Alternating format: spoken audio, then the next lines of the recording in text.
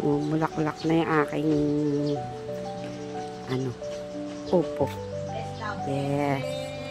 Mga 3 to 4 days meron na akong upuan. Si peste. Ayan. Ating mga upo. Ayan, mga siguro mga 6 na to.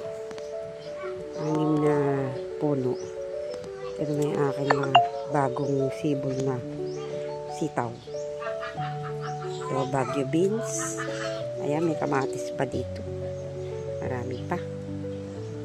Yung aking, basta naman yung aking mga talong. Dire-diretso pa rin namumunga. Bilog. Yung mga talong haba. May peste. Yung sayote ko kaya. May bulaklak na pero walang bunga. Dito. Basta naman ang aking mga mani. Inubos ng manok. Konti lang tuloy tumubo. Uy, malapit na siyang mahinog. Ayan. Nag-aano ako na yung pataba sa lupa. Yan, iko-compose ko to eh. Iko-compose ako ng mga tinibag na saging. Yan.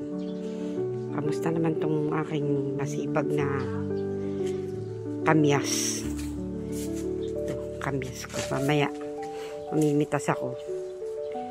Tapos, bibilad ko. Yan, para marami yung may tabi.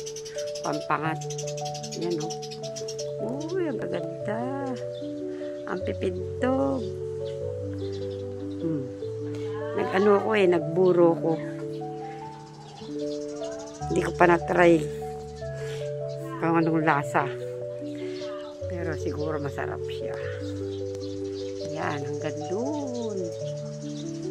Ang aking malunggay. Puno ng malunggay. Yun, dahil bunga pala. Hindi ngayon ko lang napansin. Yung mga malunggay pala, ang daming bunga. O, kamusta naman ang aking mga bibe? Hindi pa napipisa yung nandun sa dulo.